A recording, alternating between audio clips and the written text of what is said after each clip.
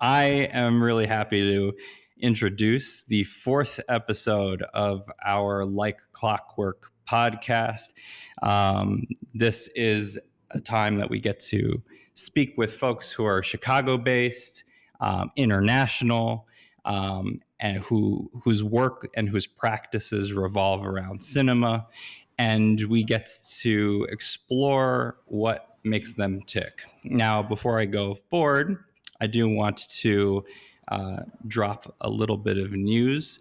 Chicago Filmmakers is ready to announce the full program for the Onion City Experimental Film Festival. So please stay tuned for that. In the next couple of days, you'll get a lot of information. And actually, that particularly pertains to one of our guests, Dalina, who is a juror for the Onion City Experimental Film Festival. Now, Chicago Filmmakers is a not-for-profit arts organization in the city of Chicago. We are celebrating our 50th year this year, and we, of course, put on classes, screenings, the Onion City Experimental Film Festival, the Reeling Chicago LGBTQ plus International Film Festival.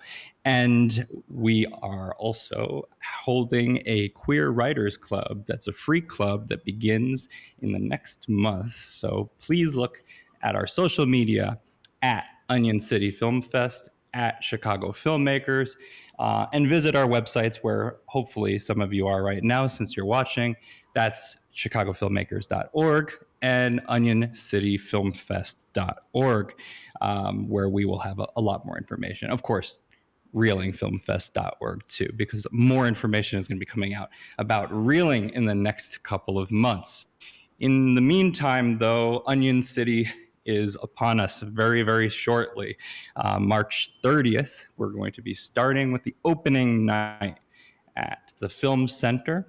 More of the information will be released shortly. Most of the screenings will be held here at 1326 West Hollywood Avenue in Chicago. That's our Firehouse Cinema, our home for independent underground queer cinema, all cinemas made by the community of Chicago and from our international network of amazing art cinemas and our fellow artists. So with that being said, I'm going to have everybody introduce themselves. You'll see that there's a smaller group than normal, but don't worry, we have something special planned for that reason. And I will have Dalina and Priyanka give a little introduction as to who they are. And then after that, we'll go through, and as usual, each one of our guests will present a topic. Now, I'll also state that Priyanka is in India. It is 4 a.m. over there. And so for the sake of it being 4 a.m. and also for connection's sake, Priyanka's video camera will be turned off. But she is here and present, and we're extraordinarily happy to have both of these talented individuals with us. With that being said, I'm going to hand it over clockwise to Dalina to begin with a short introduction. Hi. So this is the first time I speak on a podcast, so I'm, kind of adjusting to thinking that people are hearing me but can't see me and just listening to my voice, and in some cases maybe because I'm very used to talking with my hands. So now my hands are like I'm just holding them to see if I can focus on my voice. But yeah, I'm Dalina Perdomo Álvarez. I'm a curator and writer. I am originally from Puerto Rico and currently based in East Lansing, Michigan, because I work at the Eli and Edith Broad Art Museum at Michigan State University, also known as MSU Broad Art Museum, as a curatorial assistant. And previously, I was actually based in Chicago for a few years, and Chicago's kind of like my film home. It's where I've worked with film festivals, and I worked at the Video Data Bank, and also the National Museum of Puerto Rican Arts and Culture. And I also did a curatorial fellowship at the Museum of Contemporary Photography, Columbia College Chicago. So it's really where I got my true start in museums and in film, basically film festivals, I should say, experimental film. Because before that, I had moved to the U.S. originally for grad school, where I did a master's in film studies, kind of on a whim, as being a former English major at the University of Puerto Rico, and the English to film studies pipeline is strong. So I was interested to see what that was. I like to work with art. I thought film is the coolest art, so I'll just do that. Um, I mean, to me. And I wanted to, see if I could study Puerto Rican film history. And Priyanka, I'll have you also give a short introduction, and then we're going to go back around and present our topics for this week. My name is Priyanka, and currently, as Michael said, I'm in India, and it's nice. It's really like it's nice weather actually here today. It's not that cold. I basically work with film and any kind of different kind of medium like transdisciplinary medium and writing and I also like to do gardening. Really love it. It's like my newly I formed that fascination, not more than fascination towards, more caring towards it. And that's so that's something that I would like to call myself, like, oh, I call myself art mother, but that's like so over exaggeration. I'm not even near there.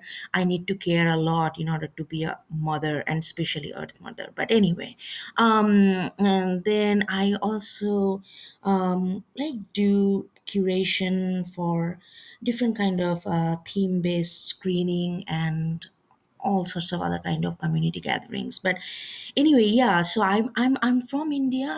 I was born here, and then if I really want to give you the thing, like my intro, it's like my life is full of kind of I'm kind of a nomad, so I've been to so many different places, like it's kind of hard to lay track now. But it's yes, I moved to US I think 10 years ago. I did study like MFA. What is the full form of that? Master in Fine Arts. And I also studies in production, film production and film studies, both.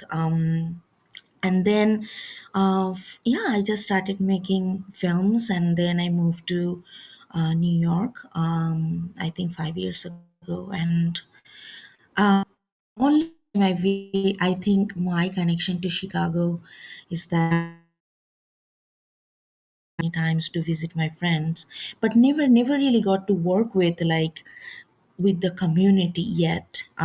So I hopefully hope that it will happen sometime soon in near future, that I will be. But I really like in terms of, like, I know Chicago from a very outsider looking in, so it's kind of I hope that I will get some opportunity where I can really can get to know the community from inside out. And then yeah, I just live in US. Live in New York and try to make what inspires me. And New York really city does wonder to me. That city, it's something. It's like it's bad, it's a good and words at the same time. It's like it's like wall that all the time you're walking on the eggshell, but in a very nice way. Someday you want to be extremely stimulated and overwhelmed by the things, and then you are there, and someday you just don't want to be, but still you are there. So it's like that kind of fight. So yeah, so that's pretty much my. And right now I'm just traveling and making some projects and here and there. That's it right now for a few months here in India. Hope this gonna go well. Okay, I'm going to introduce the next part of the show. This is where we essentially have each of our guests speak for 10 to 15 minutes. Now, there is no other guest today. So I am also going to take the spot of one of the folks at our roundtable. As you know, if you've seen the show before, if you've heard the podcast before, I tend to pitch in at the end of the show in our 40 minutes to finish it out. But because we did have cancellation for good reason, it gives me an opportunity to also present a topic this week. So I will do my best to essentially add to the energy of this conversation in two ways. I also like to say at this point, as I normally do, Chicago Filmmakers does not endorse what I say necessarily. I am speaking as M. Woods, so full disclaimer.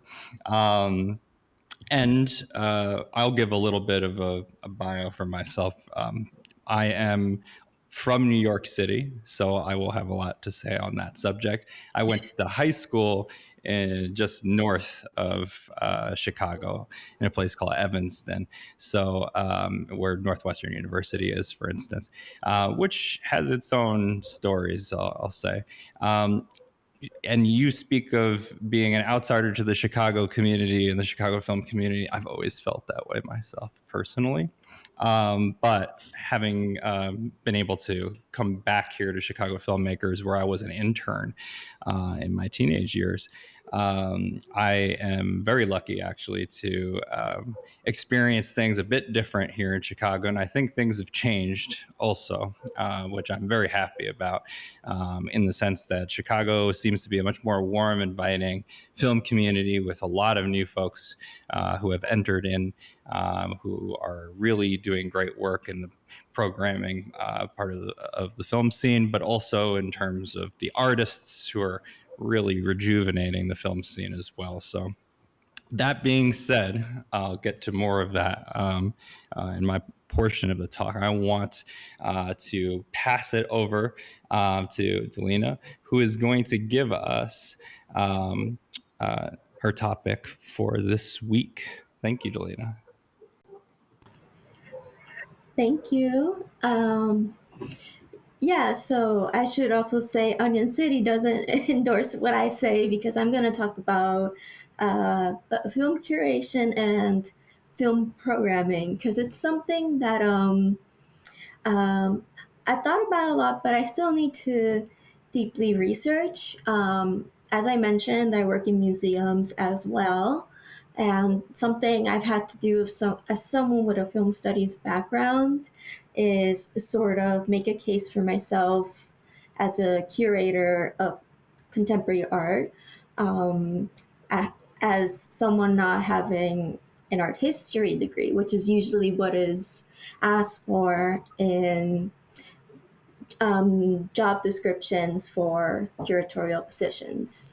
So I don't know if I was clear, but I went to the University of Iowa for my master's in film studies.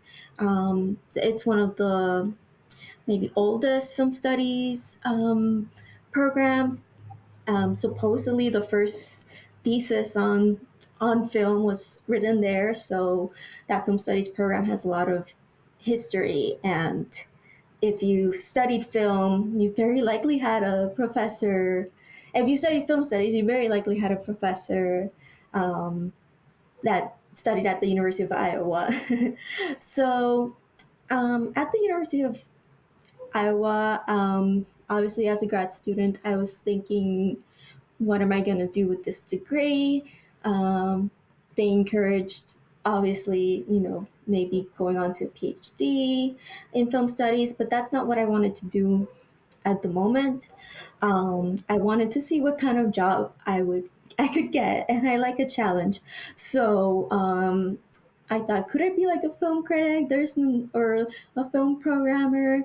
Um, there's no like there's not a lot of steady jobs in that, of course. And film programming is pretty sporadic, sometimes seasonal. And I started thinking, what if I go into museums? I always liked museums a lot, but I thought kind of like that ship had sailed because I never formally studied art history.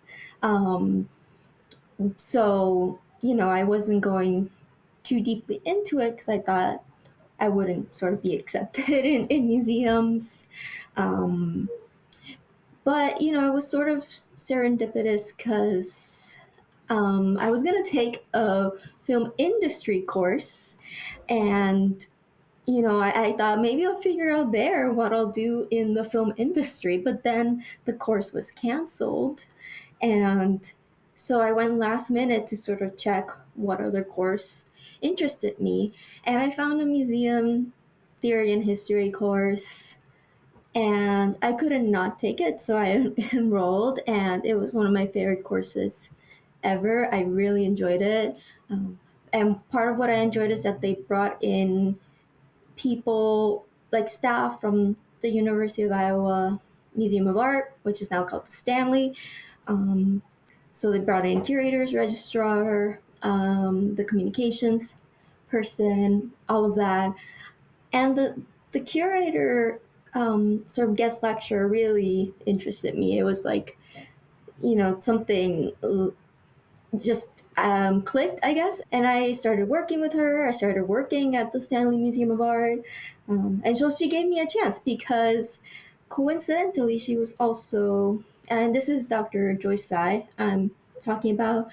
And she was also the director of the Intermedia Research Initiative at the time, sort of adjacent to her curator position.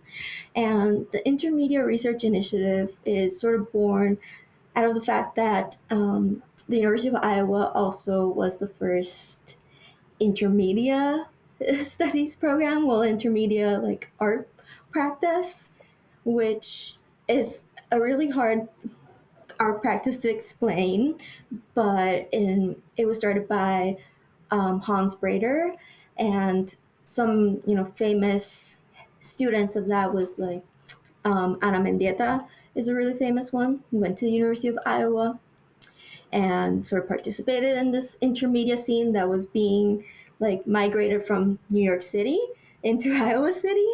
Um, and so there was that intermediate program, which still exists today. Barely, it's like hanging on, but it still exists today. So, it explores those liminal spaces between media. Primarily, like, if you thinking about questions like if you have like a performance, like a performance art piece, and you film it, is it just documentation, or is what you film or the way you film it, does that become the art piece? Same with photography, and also with sound. I mean, if you're experimenting with sound, but you also like record a video, is it video art, is it sound art? All these sort of questions and more is what the intermediate program was created for. I moved to Chicago because my partner was living there, also studying film studies. So we're a film studies family. Um, and so I moved in with him. I knew that in Chicago there would be so many museums and so many opportunities that I just had to sort of throw myself out there. And I applied to a curatorial fellowship at the Museum of Contemporary Photography, which I did not think I would get. It asked for a master's in art history, probably like master's in art history or adjacent field kind of thing. I was like, if I was trained in visual analysis, I was trained in analyzing images. That was what film studies was for. And I also learned film history, and film history aligns a lot with the history of photography.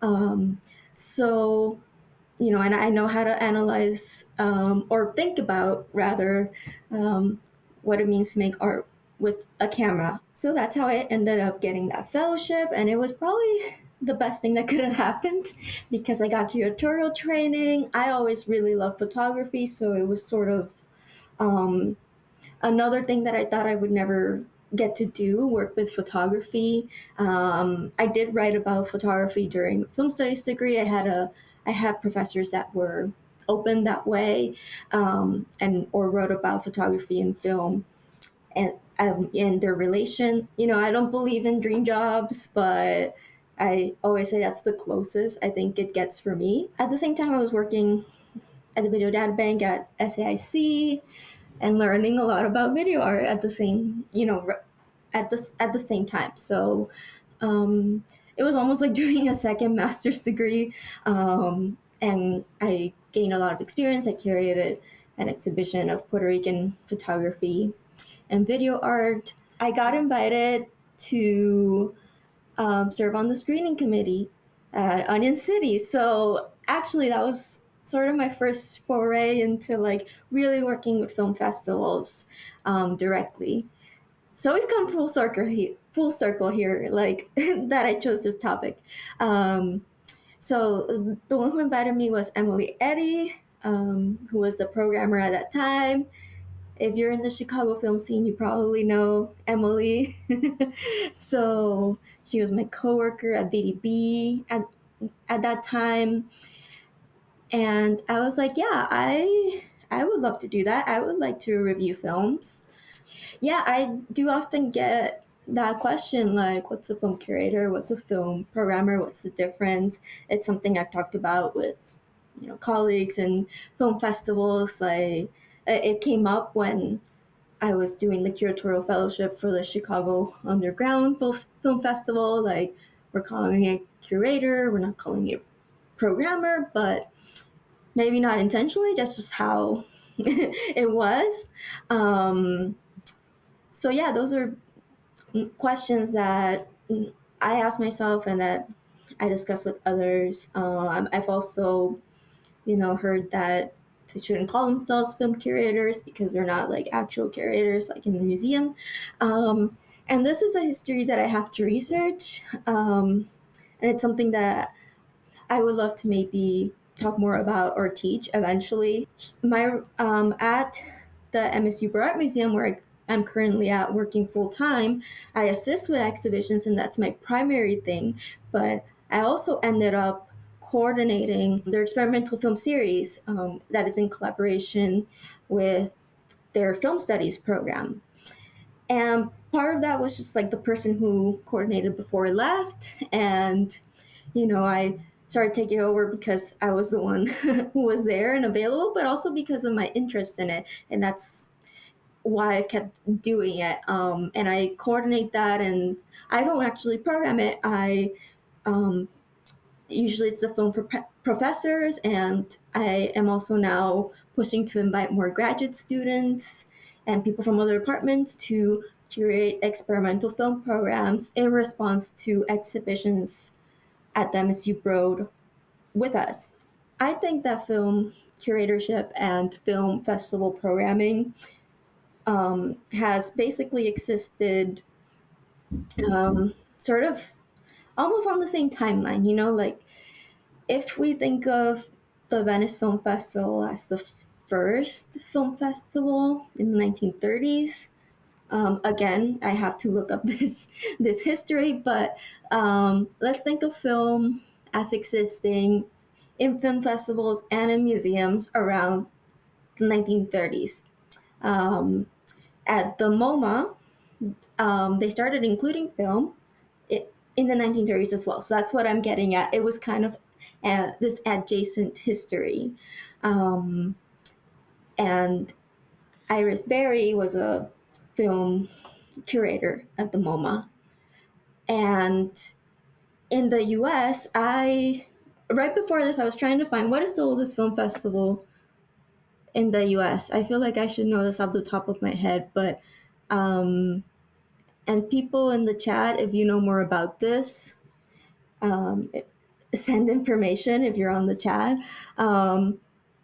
What I found is that it's the Columbus International Film and Video Festival, which seems to now be titled Columbus International Film and Animation Festival. And on their website, under history, it says, as the oldest continuously running film festival in North American history, we have quite a lengthy story beginning in 1950 with the formation of the Film Council, leading to our upcoming film festival in 2022. So this needs to be updated for 2023, but so that's what I'm getting at here. Sort of like if we think of film curatorship maybe existing more in museums, I don't know if that's how everyone defines it, but that's a logical way for me to think about it. And maybe film programming existing more in film festivals.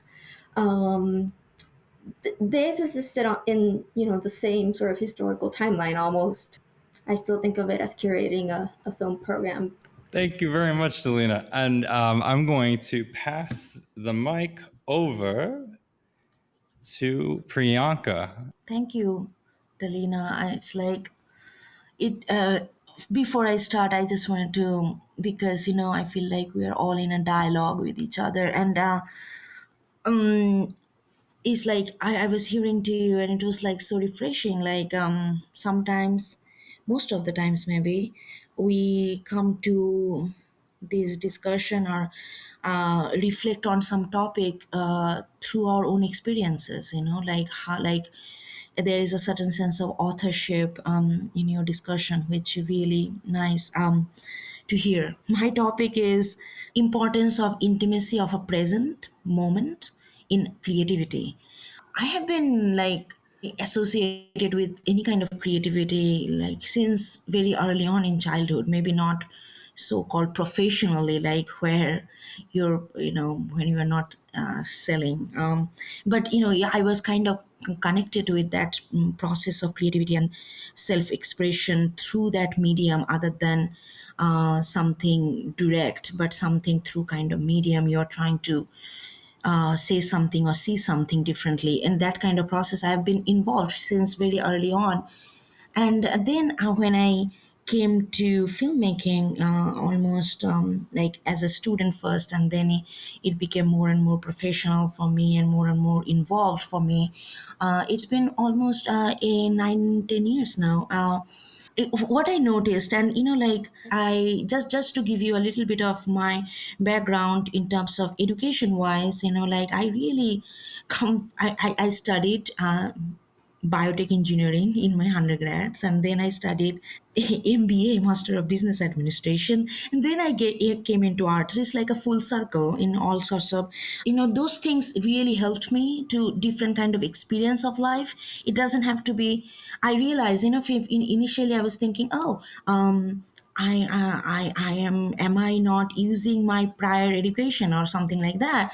And then I like, what, like creating something, like having that kind of experience and just getting like just to, when you study something, it kind of initiates certain sense of the way you think through that medium of study. So it's also initiates certain way of thinking, so in your brain. So it's like, and you perceive the world from that point of view and that kind of way of thinking.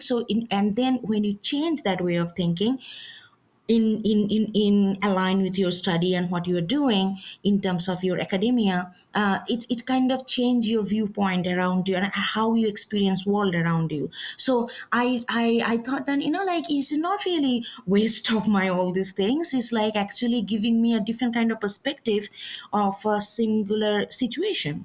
There is so many ways to look into things. There is so many ways to experience certain things based on what kind of vantage point you are coming from.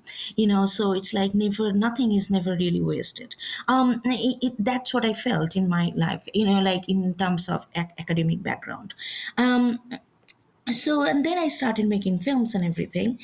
So I gradually, I think in last few years, it really became very prominent in my idea, like in my understanding also that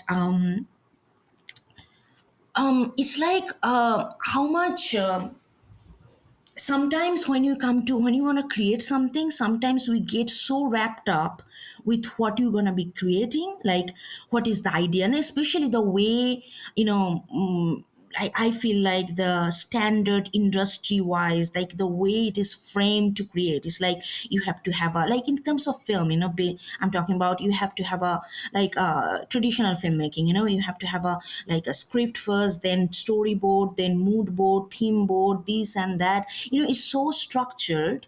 Sometimes it can be very daunting to people to get into this creative mode, that flow of spontaneity, because it has so many different stages before you can actually go to pick up the camera and shoot something. Or it is, it may work for somebody, but it really was very constitutive and very limiting for me, personally. So that's, and since, and that point I knew that experimental is something like, I don't like to call it experimental anymore. I feel like it's like alternative. I feel like we have been experimenting and it has been like a world of its own. So it's like an alternative way of looking at things. So it's like, and when I talk about this, looking at, and then when I started thinking about, oh, how I'm looking at things, and then I started feeling like, maybe I don't have to think about all this structure. Maybe all I need to do is just be present in the moment. And how can I do that, and how, like, because it's very easy not to be present in the moment with so much stimulation around. I'm talking about purely creative point of view, like when it's like when the thing started getting like budding in your head, and something inspiring, and you want to give it a form, some sort of way, so that you can express in some extent to outer world and express something, and in order that communication to happen from your head and spirit to someone who is listening or viewing or hearing or seeing, that to build that bridge there has to be some kind of there's conception and structure. But how to shape that structure, which is not so reductive and military, um, so I was like, like it really helped me, and I started feeling like, what, I don't have to think about all these big ideas. I know, because I'm a very critical person. I feel like in general, I feel like every time I'm like, either like it's like back of my head, I'm always thinking about something, and some kind of critical way of society, my interaction, my environment, my place in the environment. So I feel like when I'm creating something, I don't have to put that thought process as a forefront, rather than let that thought process take the back seat and kind of gonna be backbone anyway, because that's like my DNA. I'm gonna be thinking anyway. But what I wanted to be forefront is like my mindfulness, being in the moment and completely let my sensory and intuition, my emotion, my, like all these things that very often get so under the rug because of so many other things, and partly because thinking. And it's like I just wanted to reverse that thing and kind of bring that thing on the forefront, and be my thinking and analytical part on the backbone, because that's going to happen anyway in my background, in my background of my head, because that's the way I function. It started surprising me, and I really loved surprises when I'm creating, because then there is, you are not focused on where you're gonna go. You just focused on the where you are in the moment. And as like more and more I'm becoming true to my moment, it felt like wherever it's going to take me, it's going to be good for me. I started believing, started developing this faith in my own creative process, rather than being so anxious how it's going to be turn out, what is this, constantly focused on the output. It's actually initially made my journey pretty hectic. And I feel like, what, I don't wanna, like I really wanna enjoy creativity, because I wanna have fun with whatever I create, not just stressed out about everything, and in order to have fun, I need to let that go. But I am also, I feel like a little bit of control freak somewhere. So I cannot just let it go. So I had to find a process that I can trust so that I can let it go. And I started thinking like how, in the intimacy of the presence, how it is important to creativity, creativity, and it's really blew my mind. Like I started creating something I would have never thought I would create. It was it's like, and then I feel like, wow, it feels so cathartic. It feels like something that I don't know about myself is coming out through my activity, coming out through my expression, and it really feels very, very my own. It's almost like, it's like through this process of creativity you are unrevealing a part of you all the time, constantly to yourself, and it's like surprise, but the good surprise. It's like as long as you're open, it's like it really helped me, like spiritually, and just my well-being. It's not, and I realized that art making, it doesn't have to be, and it is not, if you really think about it, as a product oriented. It is for yourself. At the end, yes, of course, the moment you put something outside your body, obviously you want to communicate something, otherwise just keep it to yourself, and don't tell anyone, because but that's okay. But whenever you are communicating, of course there is a sense of not just creating for yourself, obviously there is a community and collective sense, but in order to be collective, also the sense of self needs to be there. Without self there is no collective. I feel like most of the time the difference is we feel like either collective or self, but how these are like, everything is like a night and day. It's like two sides of the coin. In order to be a collective, one has to be self first, and in order to be self, one has to think about collective. It's like a kind of yin and yang kind of concept.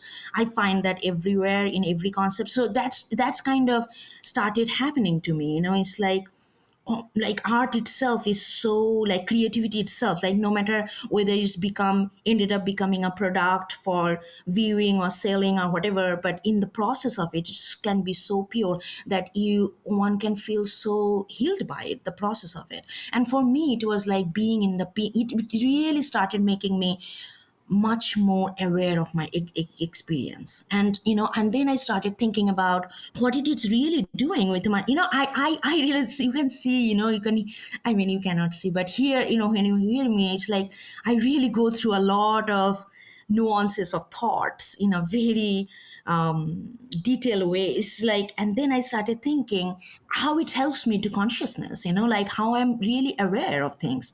And then I realized that, in consciousness, like for me, it felt like the two steps is, one is the perception and another is the experience. And when you perceive something, like, when we are surrounded by, every moment we are surrounded by so many objects, so many things, we are always experiencing moment in relation to something, object, people, these subject, thoughts, all these things.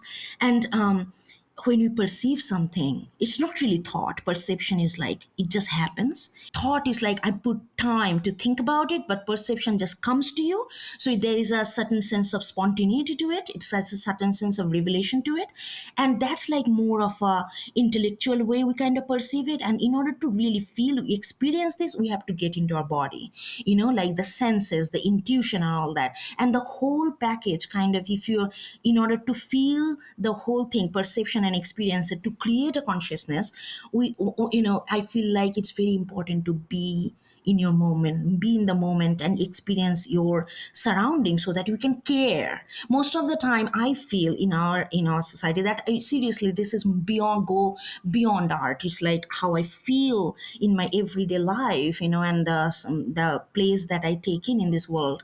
I feel like many things that we do, we just do it without care, and that can be very harmful. I really feel like that. It's not that we're intentionally trying to do harm, but eventually it actually damage thing more than creating. And because of this lack of care, and I think that lack of care comes from this not able to really fully grasp what is going on. I feel like most of the time I see a lot of art, and that is created from head.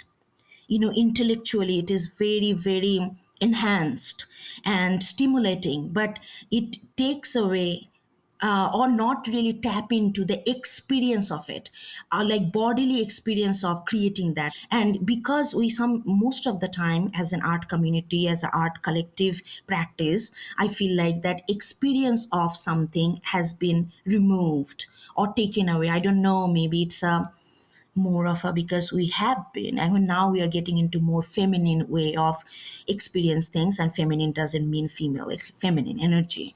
And so it's like when you do that, it kind of not really help us to be empathized more. And if we cannot really feel, experience their experience of another body, another art piece, another object, it's then the care cannot be produced. I really feel like care cannot be produced just by with thinking or analytics. It has to be integrated with experience, body experience, and feelings. And it really helping me every day to create something that is unknown to me, and I want to be surprised every moment. It doesn't give me anxiety of not knowing, because I know why this not knowing is created in the first place, to so that I can be more grounded and to be more known of myself at the end of the day. So that process kind of gives me a lot of solidity, and it's really helping me as an person, as an artist, how you can say. That's pretty much it. It was kind of stream of consciousness talking. To be honest, I had no structure, and I hope that it reached to you in some sort of way, and that's where I'm gonna stop. Thank you so much, Priyanka. That was amazing. And stream of consciousness is the best kind of form of this show. So I really, I was just taking like note after note. So I feel like there is definitely a lot to respond to, and I think that some of what I'm going to talk about actually like dovetails off of what you're also describing. God, now I have to follow that. So um, I hope that I do an okay job. I'm going to talk about nothing. Um, and what nothing kind of means to me in my practice is maybe something more profound than what other people hear when they hear the word nothing. My own practice revolves around, I think, the fear, the preoccupation of about nothing, and the aspect of nothing that I'm speaking of is probably best reflected in the idea of the space between frames in a film, the sort of the flicker of darkness that may exist, but we are provoked by the illusion enough to ignore that nothing.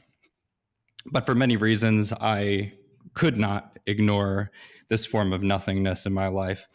And I sought it out as a means of explaining a lot of problematic aspects of my being from a very young age.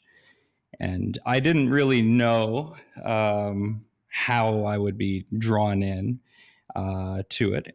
I sort of found myself, say, unknowingly or unconsciously already driven towards, say, the artists and the writers who would form my own philosophical understandings, as if the texts themselves were calling to me before I knew exactly what it was that I meant to express or what it was that I was lacking to begin with. So my practice is something I call the numb spiral. And when we're talking about transdisciplinary or interdisciplinary practices, curation, etc., I've always thought of my own work as being that. The numb spiral itself is a form of expression through multiple media, and then through activism, through the work of curation of programming.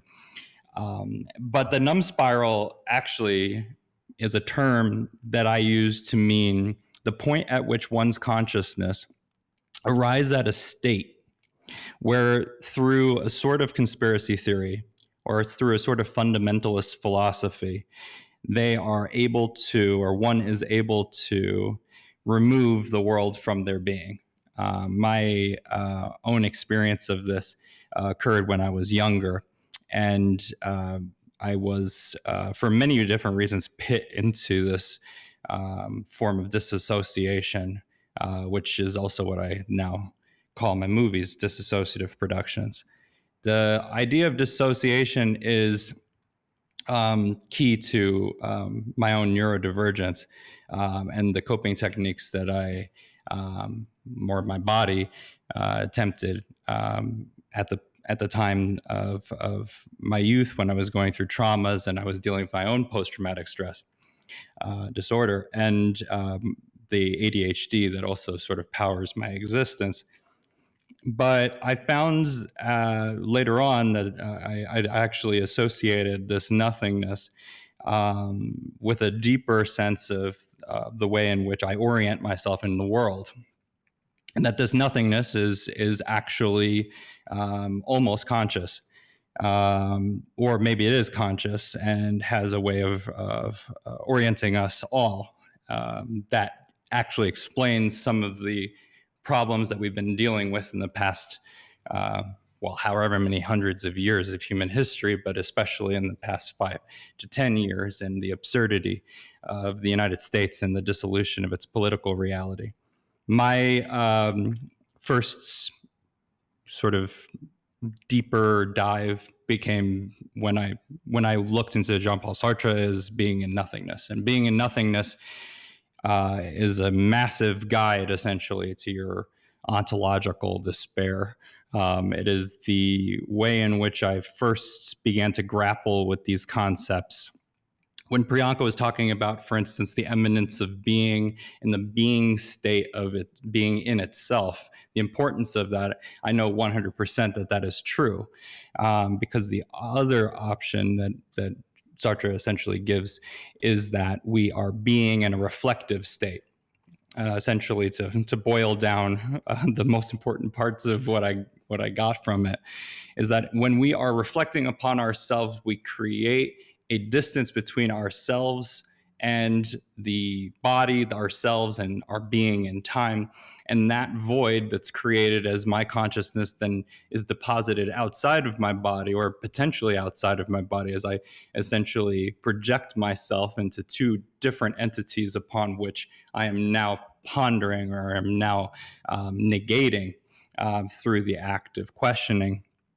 That allows us as temporal beings to really allocate ourselves in the world, because we oftentimes need to negate or to question our own standing in order to arrive back at what we actually are.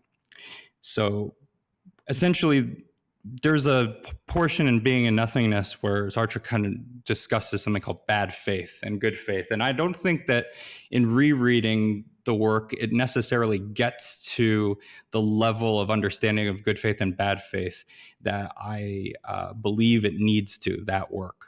And that brings me to cinema. Movies are in bad faith inherently. What a movie is essentially attempting to do is to say, hey, what you're watching here is reality.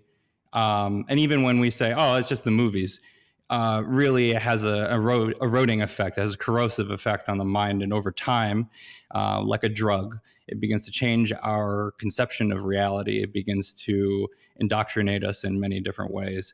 And through that process, it's been quite successful as a propagandistic tool. It's also a propagandistic tool for capitalists, neoliberals, governments, because it allows them to use it for the sake of entertainment, so as to completely subvert any sort of transgression that one may be able to wrestle out of this existence if it weren't for the societal norms that are being projected directly through a television screen and our computers, and the network that we now have to access in order to be able to function within this hyper reality. Which gets me to Jean Baudrillard. So Baudrillard was like one of the theorists that I think deeply affected my own use of media and my own understanding of self, because to also put Baudrillard in a nutshell, which is itself a very stupid thing to do, given that Baudrillard's theory is essentially that through a symbolic decay, through a symbolic compression of information, we're not necessarily saying anything, that we're losing the meaning. When I try to speak it and why I try to intend a particular meaning into a symbolic form into another media. I don't know if I'm actually saying anything that will transmit that information to you so that you understand what I'm saying in the totality of my intended force of the intended meaning that I am attempting to channel through these communicative media. And the word is one way of doing that. The other forms of symbolic negation, of course, could simply be video. Me, myself, in this moment, broadcasting in multiple forms, having to look at myself in decay, for instance, and watching myself in a sort of symbolic decay. However, believe that there is a form of this eminence that arrives out of an attempt, a deep attempt to reconnect to the meaning and to force oneself through a practice of discipline, of focus, of maybe a militant requirement of the self to continue to push these media that would normally negate our existence. Now, with that all being said, what I mean to say is if a movie is telling you that what it's shooting is real, right, but it's not real, then the not part is the nothingness that the movie is introducing into your existence. And we oftentimes buy that not. What Sartre essentially argues is if I say, hey, my great friend is not here, that's because I am negating them in orientation or in relation to myself. Instead of saying that they're somewhere else, I've said, oh, they're not here because they're not here for me. Maybe more confounding thing or the absurd aspect of our existence is nobody is ever here. That here is both on one level, everybody is living, everyone's occupying a different space time. On another level, we're all occupying a space time that's so close to one another, even as Priyanka is in India, is almost as though in the full kind of view of the universe, we're literally right next to each other. So we have this orientation problem that occurs because of time. But then we also have this other issue that there's regard to value, how we value existence or how we value our being, how we value other people. And the nothingness that I'm describing, the malignant nothingness, I'd say what I refer to as malignant nihilism, but that is usually derived from solipsism, the idea that you are the only thing that exists, and therefore you are the reason why anything else appears in the world. Everything else is an apparition because of you. I think that that is something that actually settles into our consciousness more and more because of the overuse of motion picture to create a sort of deep narcissism that is also, say, re-implemented into our being every day by certain political realities, like the fact that we had a president, for instance, who was a deep solipsist. But not only that, we've had a line of presidents who are deep solipsists and narcissists. So the issue is really that this sort of false reality is just, well, say this reality of broken signs, of negations, of non-meaning, this hyper reality is viral. It is broadcast. It is affecting our consciousness and our brain chemistry just like a drug, and it is transmitted with the same weight as taking a drug, but it can be done simply through light and audio. And that in itself is horrifying. But then when we discover, for instance, the plans to occupy more of the sensorium, right, to occupy more sensory organs by corporate media apparatuses, then we also recognize that the entirety of our being, the entirety of our phenomenological existence is being commodified. So where does this come from? Well, it comes from the very same institutions, the very same, say, tyrannies that would, for instance, create the Royal African Company Charter. The Royal African Company Charter was created by the English.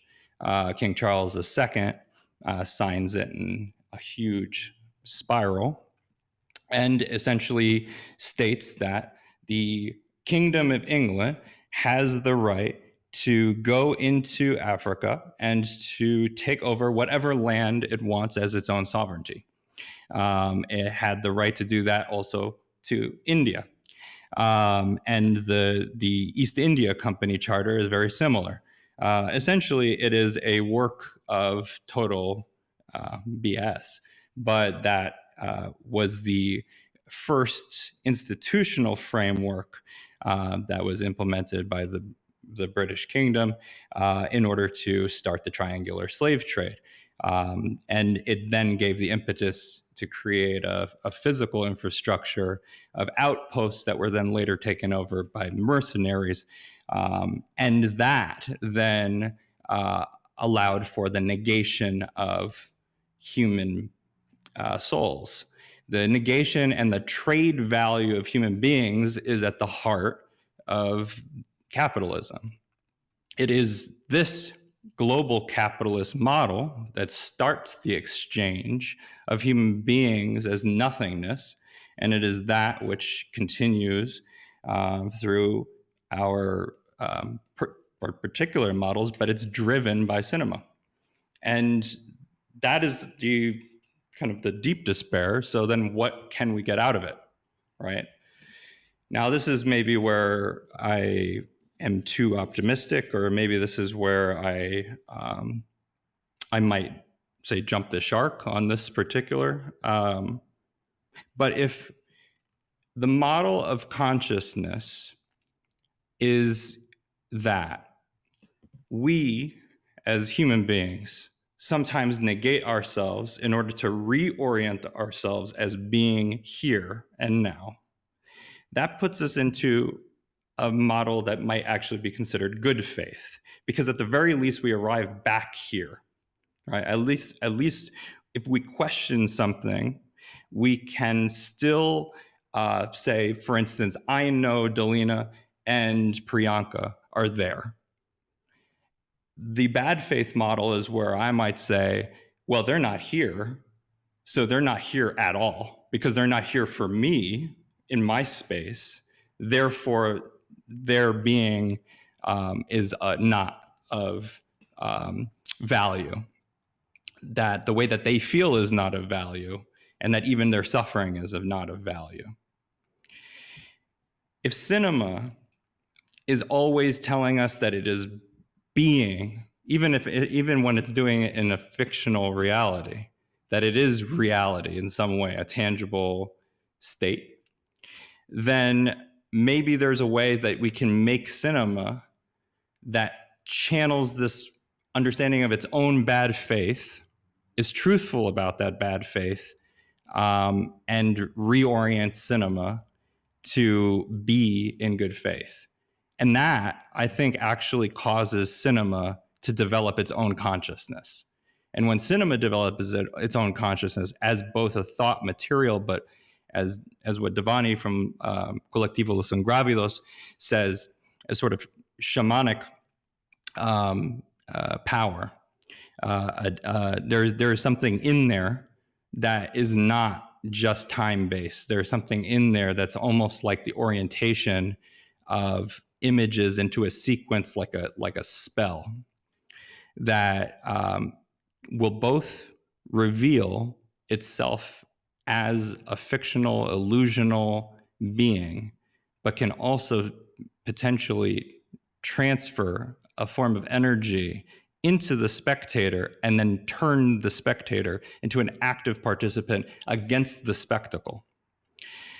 So that is the basis by which I act. That is the nature of my own practice. I don't believe it to be experimental film. I don't think that there's any experiments being done. I take issue actually with the term experimental film in and of itself. So, with that being said, I'm gonna give this over to our friends in our roundtable discussion, and I really want to just like mix up and talk about all the different tangents that we've revealed so far. So I am going to reveal everybody back. Hello, hello. And whenever an idea pops into mind, go ahead and speak on it. It's interesting, like it's interesting, like how everything is come together. It's like I feel like everything that we talked about, it's like so interconnected, even though it may feel like like you said, like somewhere I really like I don't know. I don't know what I'm saying. Just let me gather myself a little bit. It happens to be because when I get really excited and I really thinking, it's very again, that I think that is what, just because I'm not putting it together doesn't mean it doesn't exist. It does exist in its own form, and I feel like it's taking us back to this thing. Is like I think it's the basic, like if you don't, like in India, like when I was growing up, I remember one phrase was always used to me. Like I don't know, maybe my parents, my grandmom, I don't remember, but some kind of wise voices told me many times that just because you don't see it doesn't mean it doesn't exist. Just because you don't hear it doesn't mean it doesn't exist. But if someone else sees it and hears it, it also doesn't mean that they are delusional or hallucinating or something. It just means that it's not coming to you, but other are accessing it. It's like I really, at that time, I felt like, okay, I did not get it, but I feel like now it took me, it's actually basis simple, but it takes a lot of understanding to really, I think that is the another thing, like broad stroke, it's the problem is that we are so narrowed down with our own way that we don't we talk about differences, but the most problem occurs when the differences meets, and we just don't know how to link that. It's like you said, oh, that friend is not from not here, so it's not present, but it is present in the cosmos, in the sense of being. It is present. Just because it's not related to you doesn't mean the world is not revolving around you. It's like that kind of separation from the self and just existing is so important. It is like, and I feel like that's what happens. And being, like I being immigrant in US, I felt that the most way. This is like, like this is practical experiences. I never, when I was growing up in India, and I also stayed in other countries, but I don't know, for specifically US triggered that most than any other country. I lived in UK, I lived in Dubai, but I never, I mean, yes, there was a sense of, but US is very interesting country. And it's like it really like this I feel like, there is the, under the canopy of welcoming, there is a deep sense of rejection, and that rejection happens at the sense of otherness, at the sense of differences. And because, and that's also very stemmed by this thing of narcissistic view of, if I don't recognize you, if it is not related to me and my profit, my well-being, you don't exist. And if you seem to talk to something that doesn't rally to my ideology, my thinking, my well-being, then yours is invalid. And constantly clashing these differences and cannot really put this thing together.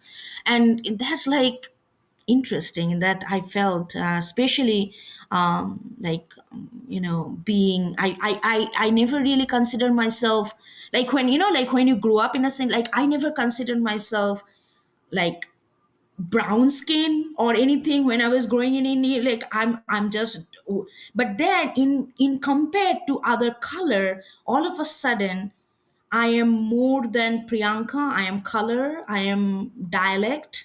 I am my body structure. I'm so many other things, which is like at the same time it's like not me. It's just like all these attributes are separate from me, and I have to somehow put myself through that channel. It's very dissociative, like you said. It's very, and most of the time that void in between are not addressed, and that is why it became so, yeah, problematic. Yeah, so yeah, that's what I was thinking. My experience, like all this whole talk, is like kind of making me thinking about my experiences and how I move around and everything. Yeah, I found it interesting that we all touched upon sort of disciplines and non-disciplines and like um, how film is sort of related to all of this, or just how creating is related to all of this. I as Priyanka like describes their practice as transdisciplinary. I think I used the word interdisciplinary.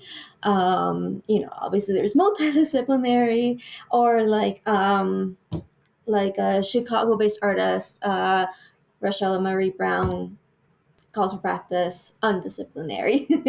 So there's all these things. And I also talked a little bit about intermedia, which obviously takes all of that and makes it the whole thing.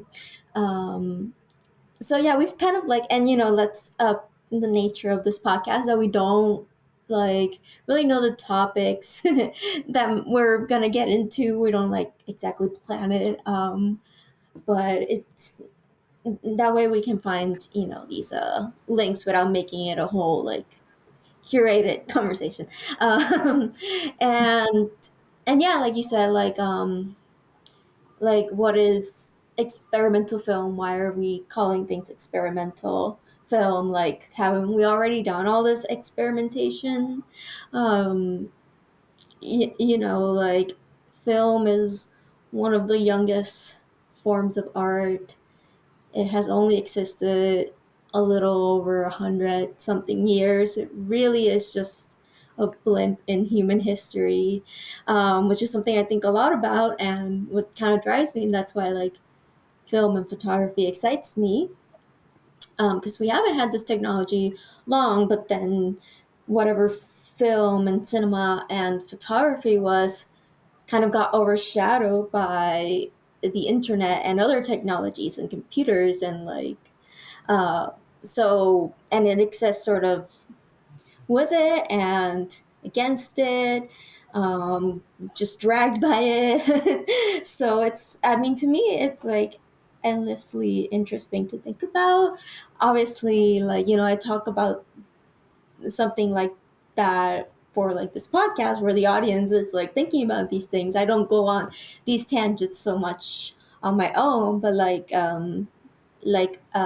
Priyanka was saying, there's always something in the back of my mind, like looking at things critically. But obviously, I don't want to get into like theory and all these kinds of things. And like, I don't want to pull up at an experimental film festival and be like, so what is experimental film? Like, like maybe maybe in the future we'll change like these titles, like, and maybe we're in the middle of that, of all these things changing too and defining, and like um a lot of things like changing.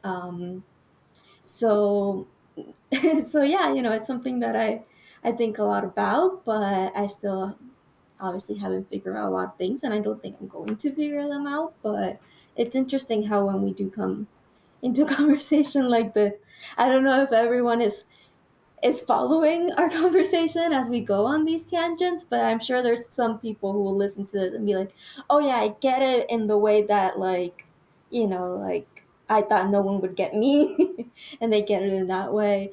Um, Yeah, no, I think that well, both your reactions are amazing. So the way that we sort of like all went around each other's topics, And once I started to hear everybody, I knew that there was going to be a really kind of beautiful union when we got back to like the round table like discussion, in particular because in your discussion, Dalina, about curation, and now also pairing it with the reaction, Priyanka, that you just gave, I think that so much of things has had to do with these terms of identity, like how one even gets into an art scene, for instance, to be very like superficial about it as well.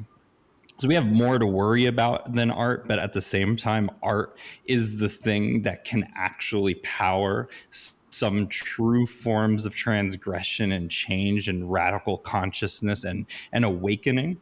So on one end, we work in the potential media that some folks, and I would consider this to be a form of art myself, the way in which consciousness can wrap around and kind of use each other as conduits for a deepening form of discourse.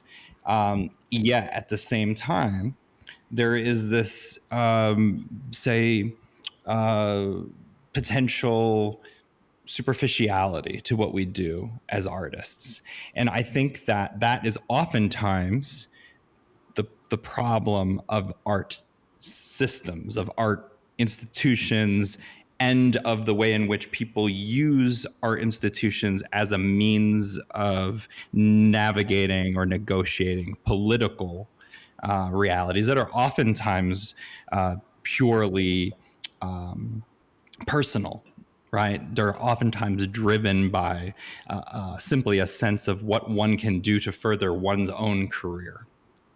On the other end, there's the fact that many artists and filmmakers, especially those working in the avant-garde, but I'd say all filmmakers, are forced into a position of having to figure out how they are going to weave their way through oftentimes, um, say, very, very insidious is maybe the better way of referring to insidious forms of social interaction and of sort of maneuvering political or the false politics, let's say, of the small and insignificant power structures that might, for instance, help someone to get to another level within that. So with that pushed aside, though, when we begin to speak of like people like Ana Mendieta that you brought up, we begin to speak of the way in which art can reveal the sort of identity that you're speaking of, Priyanka, of this of this radical understanding of a void that's being placed upon oneself, right?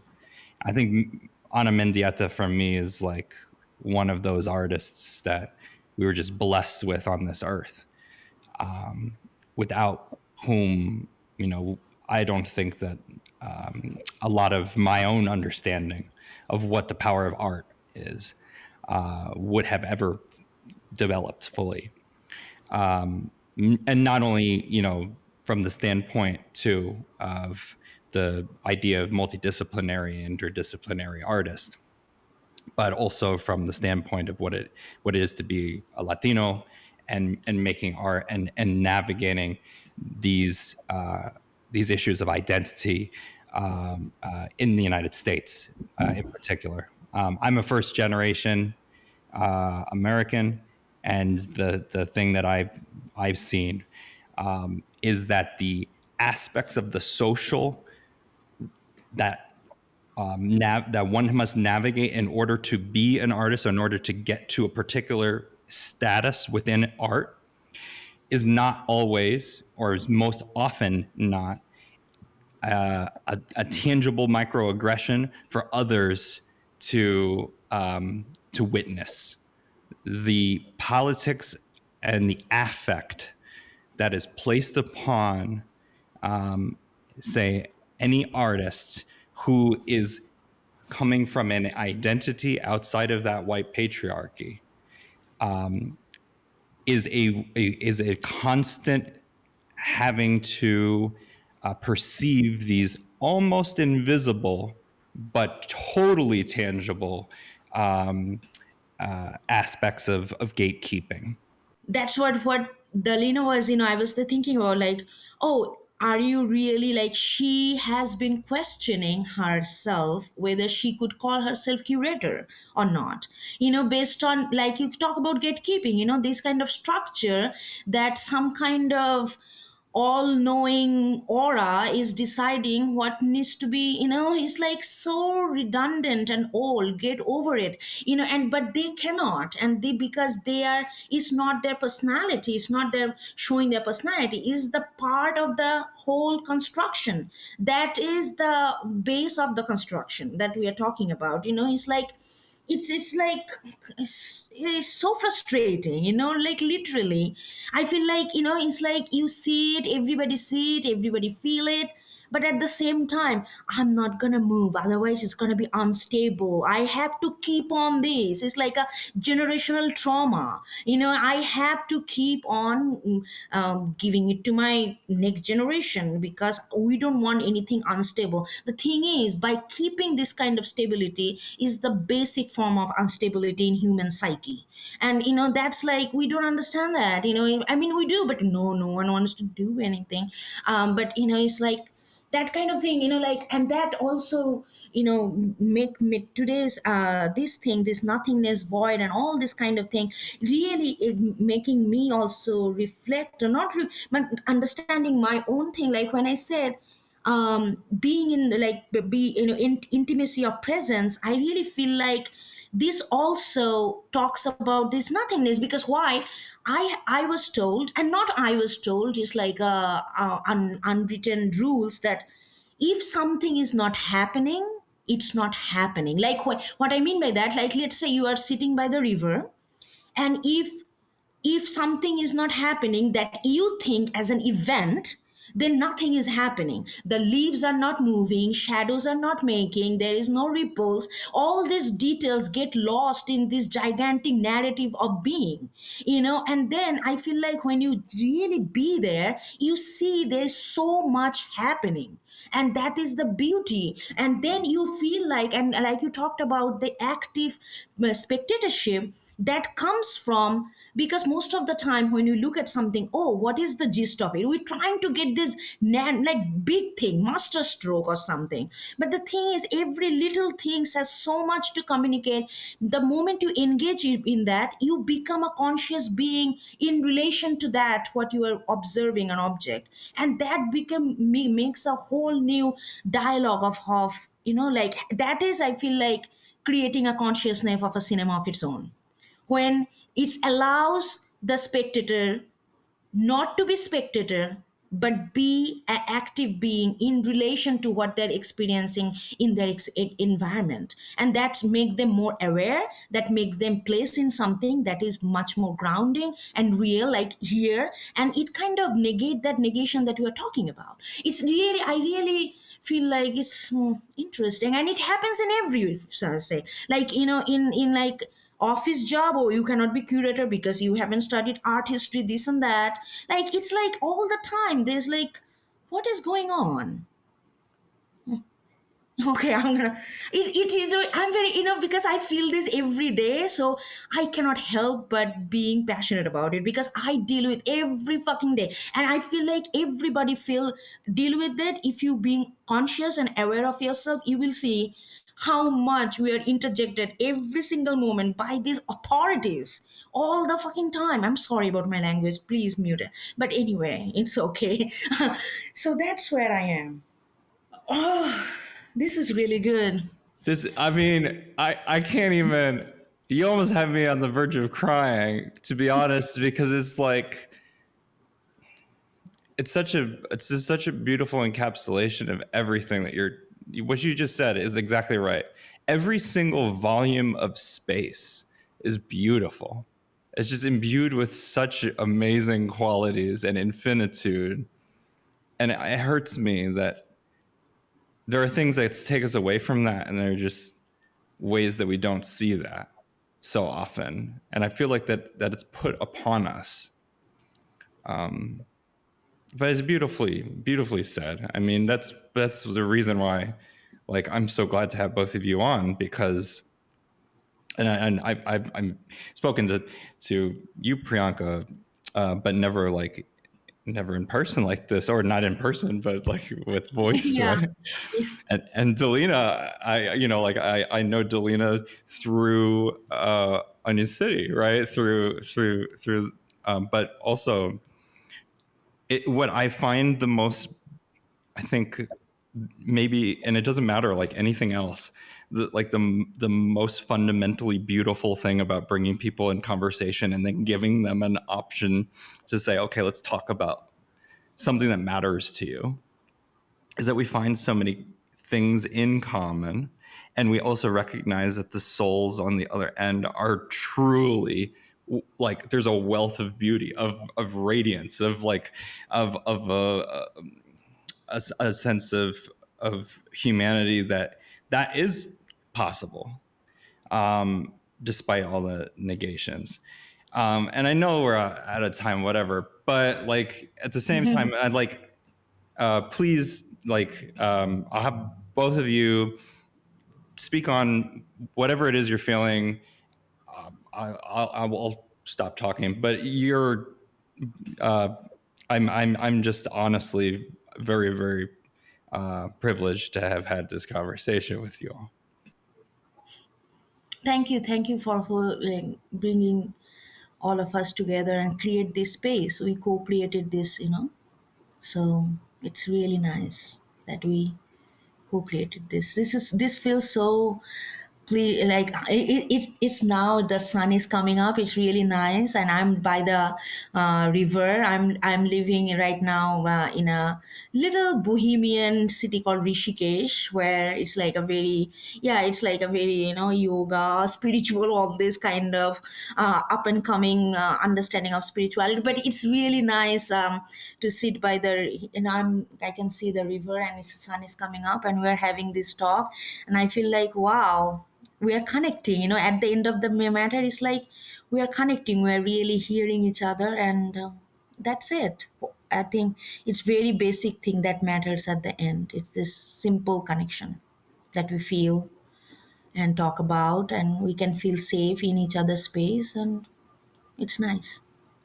For me, it's snowing outside my window here in Michigan, getting early dark, and I think a winter storm might be coming. I don't think it's in Chicago yet, but so the sun is coming up for you. For here, it's like completely down now, and turning into, I guess, a winter wonderland, kind of. Um, but yeah, no, yeah, thank you for having me. As I said, this was my first podcast, so I'm not used to this sort of platform yet. So it's like it's nice to break into it, and because I'm sure it'll happen again in the future, and and that maybe we'll continue a form of this conversation in the future as well, maybe on this podcast. Um, but yeah, like I don't know, this is the first time I'm talking to either of you that beyond email, so that's also interesting that the guests are kind of like random based on like availability.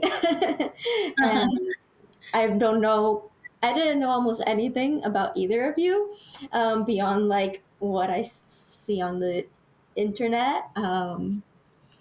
But clearly we have similar ways of thinking and feeling and frustrations as well, which yeah, and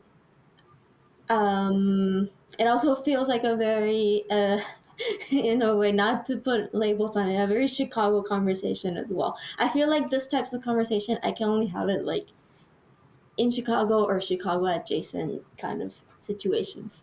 um, Perfect. Okay.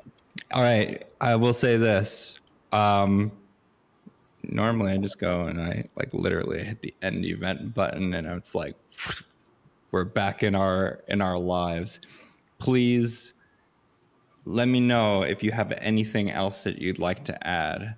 And then otherwise, I'm going to say bye. I would say bye for now. Bye for now. There you go. That's right. That's right. I just wanted to know Oh, where, if I may, where is your family from? Because I got kind of like, obviously, like Latinx is not a race, but I got like Latino vibes. I don't know how from you, and like like we know where we're from, but just to know a little bit more about you. Yeah, absolutely. I am proud. My mother is from Costa Rica, from Puerto Limon. My grandfather, so my mom's dad is from Ecuador. And my mother, she came here when she was 5 years old. My grandmother and my grandfather both worked super hard their whole lives to just make sure that I could go to college, that I could have piano lessons, for instance. So like I owe all my art background to my grandma. One day when she was, long story short, but we went into a piano store, and I know that things haven't been easy for her. She used to clean houses to make ends meet, but she did really like she worked her butt off basically. And I was 4 years old.